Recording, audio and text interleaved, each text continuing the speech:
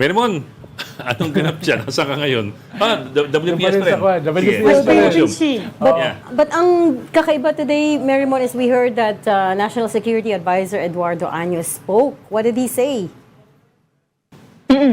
Magandang hapon. Ngayon kasi yung second day ng National Symposium on the Law of the Sea pati ng West Philippine Sea. So ito si Honorable Anyo, umikot kasi yung naging speech niya kanina sa 10th anniversary ng 2016 arbitral ruling na kahit lumilipas ang mga panahon at nakikita pa rin na may hostility ang China when it comes to accepting the ruling, tuloy-tuloy pa rin naman daw yung efforts ng gobyerno from the education drives, awareness drives, yung partnering with schools, with the media, and yung paglalabas ng mas tamang naratibo, yung kinokorek yung mga misconception, nilalabanan yung mga fake news para lang masiguro na ipinaglalaban at sa maayos sa legal na pamamaraan. Itong karapatan daw ng bansa pagdating nga sa West Philippine Sea or a portion of the South China Sea. Ngayong araw naman, tuloy-tuloy pa rin. Tulad sa likuran ko, ayan, si retired SC Associate Justice Antonio Carpio, tuloy-tuloy pa rin yung kanilang mga discussion. Pero kaninang umaga, nung ang naging panel moderator ay ang ating anchor na si Ces Drilon, ang nakasalang doon si DOJ Attorney Freddy Ganchoon. At ang pinakabinahagi niya in relation nga dito sa 2016 arbitral ruling ay yung misconceptions na nakikita sa usapin na ito. 10 nga ang binigay niya kasi raw 10 years na yung anniversary na nga ng ruling. Kabilang dyan yung sinasabing hindi raw nagbigay ng consent ang China sa arbitration, yung arbitral tribunal, wala raw jurisdiction, yung award, nag-lead daw ito sa loss ng Philippine territory, hindi raw binding sa bansang China yung naging ruling, and hindi raw ito ma-enforce. Pero sa paglilinaw ni Attorney Ganchoon, in fact, nagbigay ng consent ang China for compulsory arbitration as state party to the UNCLOS. And then yung UN. And then yung lahat doon ng prerequisites sa exercise ng jurisdiction ng tribunal ay nakuha, it was met, kaya nakapag-exercise at mayroong jurisdiction itong arbitral tribunal. Yung award, actually niresolve nito ang maritime issue at hindi raw nito napahina ang posisyon ng Pilipinas pagdating sa mga karapatang pandagat nito. And final and binding itong arbitral award sa China despite yung non-participation ito. At hindi raw kailangan na magsumite pa ng mapa na to be submitted to the United Nations Secretary General para lang daw mag-exist yung maritime entitlement ng Pilipinas. And kanina naman, itong si Rear Admiral J. Tariela from the Philippine Coast Guard, sinasabi niya, para sa kanya, parang wala pang rason para siya personally makaramdam ng threat na magkakaroon ng changing ba sa posisyon ng Pilipinas tungkol nga sa usapin ng West Philippine Sea kasi naniniwala rin siya, firm believer siya pagdating sa international rule, yung rule of law, and marami daw mga sumusuporta na mga bansa, na mga expert dito at naniniwala naman siya na mailalaban naman daw ito sa ganitong mga pamamaraan. Yun nga lang, isang kalaban daw talaga dito is yung narrative na kailangang labanan that includes mis and disinformation tungkol sa West Philippine Sea. Balik sa inyo. Marymon, coming back to yung keynote speech ni NSA Anyo, may na-mention ba siya about the times that we're living in, itong oil crisis that the country is grappling with?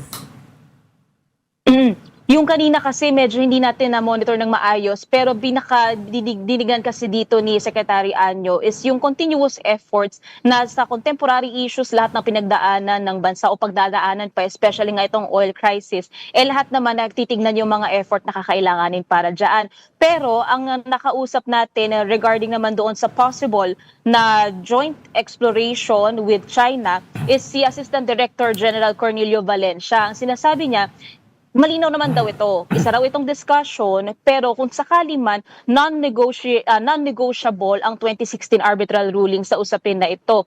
And sinasabi naman nila, may baseline principle ang bansa, tulad ng sinabi kahapon ni Justice Carpio, nandyan din naman ang Constitution to contend with, napoprotekta sa mga karapatan nga ng bansa.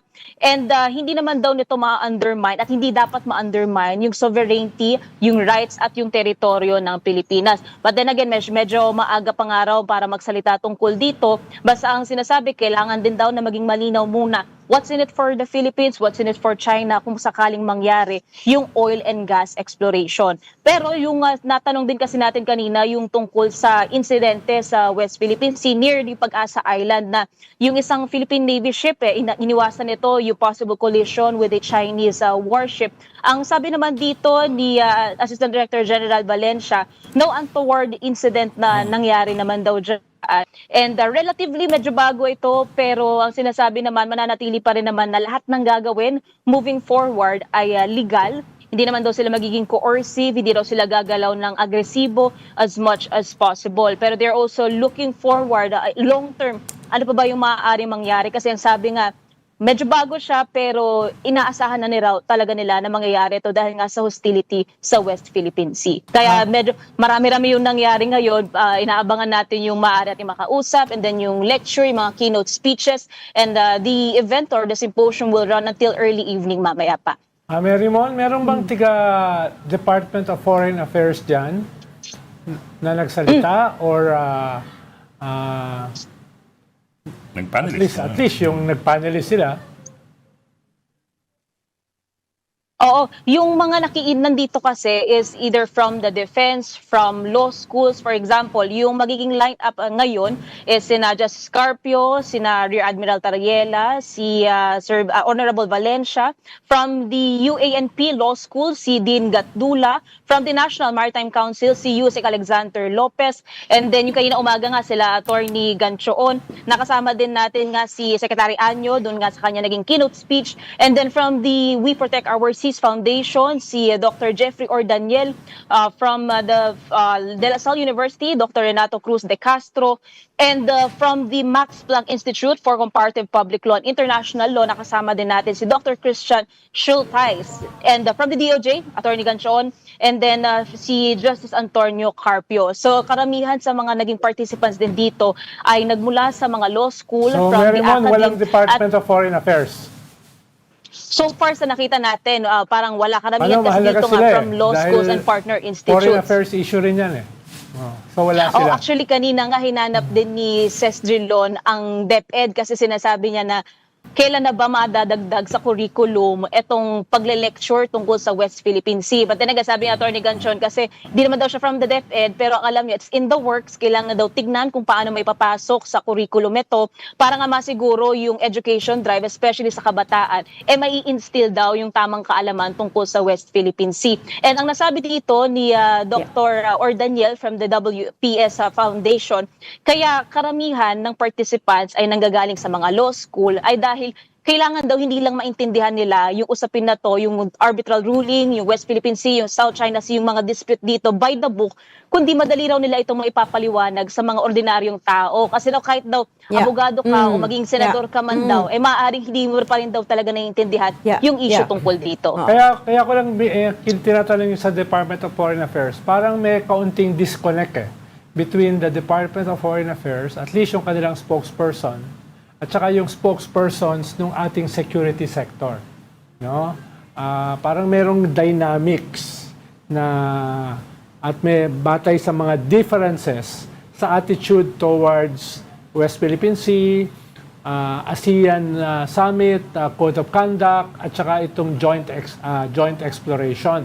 Halimbawa, yung lumabas more than a week ago, yung differences sa sinabi ng Department of Foreign Affairs doon sa joint patrol ng Chinese Coast Guard at saka Philippine Coast Guard na dinenay ng Philippine Coast Guard. So, kung nandyan yung DFA, mas malilinawan kung ano ba talaga itong differences na ito. Of course, except Mary Mon said wala nga taga-DFA doon.